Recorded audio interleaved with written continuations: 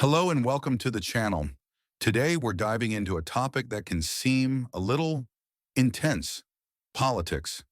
But don't worry, we're going to break it down in a way that's easy to digest, even if you've never picked up a political science textbook in your life. We're talking about political ideologies. So what exactly is a political ideology? Think of it as a set of beliefs and ideas about how society should be run.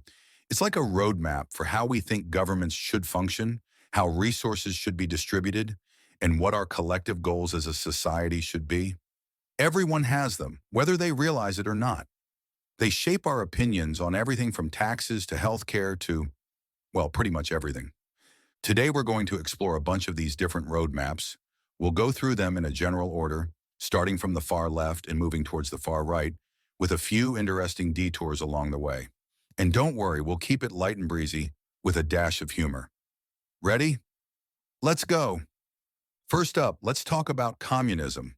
Communism is a political and economic ideology that advocates for a classless society in which all property and wealth are communally owned and managed by the community as a whole. The core idea is that the means of production, factories, land, resources, should be owned by everyone, not by private individuals or corporations. The ultimate goal is a society where everyone's needs are met and there's no exploitation. Core beliefs include abolition of private property, a centrally planned economy, and the idea that the state will eventually wither away once a true communist society is achieved. An example? Historically, the Soviet Union under Lenin and Stalin attempted to implement communist principles, though it often resulted in authoritarian rule and economic struggles. It's a complex and often debated example, but it's the one that often comes to mind. Next, we have anarchism. Anarchism is a political philosophy that advocates for self-governed societies based on voluntary institutions. Anarchists believe that hierarchical structures, especially the state, are unnecessary and harmful, and that society should be organized through voluntary cooperation and mutual aid. Core beliefs include opposition to all forms of involuntary hierarchy, emphasis on individual liberty and autonomy, and the belief that people can self-organize without rulers. An example? While it's tricky to find a large-scale, long-lasting anarchist state, because, well, the whole point is no state, you can see anarchist principles in action in smaller, community-based projects like some cooperatives or intentional communities that operate on principles of direct democracy and shared decision-making. Moving on to socialism. Socialism is an economic and political system characterized by social ownership and democratic control of the means of production. This can take many forms, from state ownership to worker cooperatives. The key idea is that wealth and resources should be distributed more equitably, and that essential services like healthcare and education should be accessible to all. Core beliefs include social ownership of the means of production, emphasis on cooperation and collective well-being, and a desire to reduce economic inequality. An example? Many Scandinavian countries like Sweden or Denmark are often cited as examples of social democracies, which incorporate socialist principles like strong social safety nets, universal healthcare, and robust public services alongside a market economy. Now let's look at progressivism. Progressivism is a political philosophy based on the idea that progress is possible and desirable through social reform, technological innovation, and government action. Progressives generally believe in using government to address social problems and inequalities, and they tend to be forward-thinking, embracing change. Core beliefs include belief in social justice, advocacy for government intervention to solve societal problems, and a focus on equality and human rights. An example? The New Deal in the United States during the Great Depression, which introduced programs like Social Security and public works projects, is a classic example of progressive policy aimed at alleviating hardship and reforming the economic system. Next up, liberalism. Liberalism is a political ideology and philosophy founded on the ideas of liberty and equality.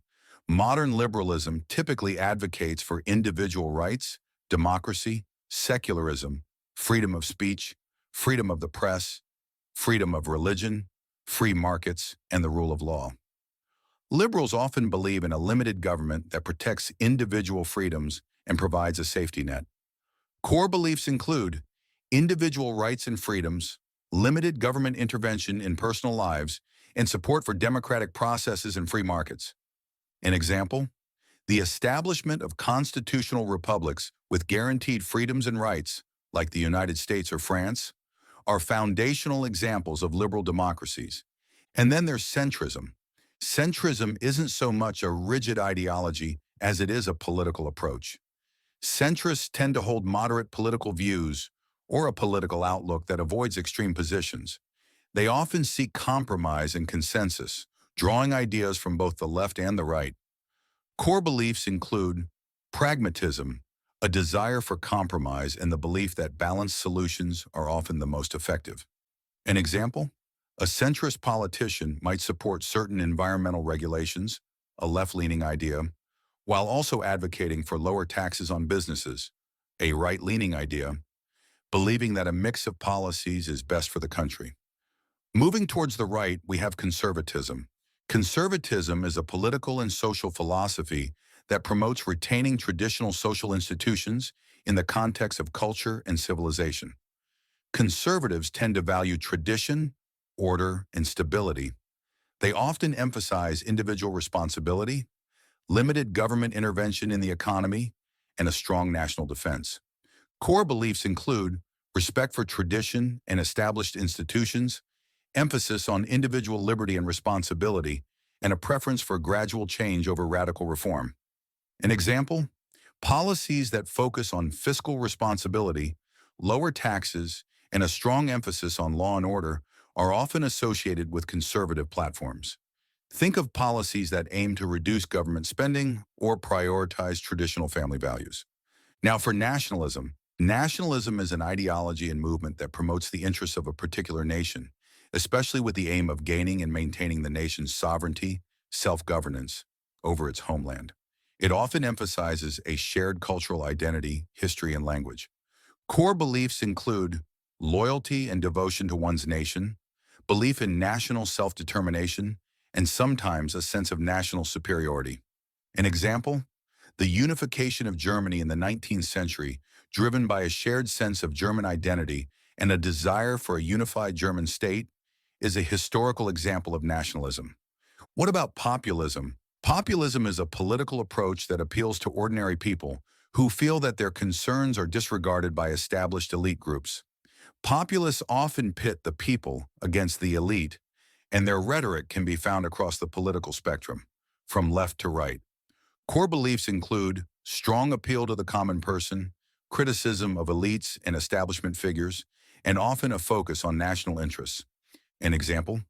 Donald Trump's 2016 presidential campaign in the U.S., with its drain the swamp rhetoric and focus on the concerns of working-class voters, is a recent example of a populist movement. Let's move to fascism. Fascism is a far-right, authoritarian, ultranationalist political ideology and movement characterized by a dictatorial power, forcible suppression of opposition, and strong regimentation of society and the economy. Fascists believe in a strong, centralized state and often promote a sense of national unity and rebirth, often through aggressive expansionism.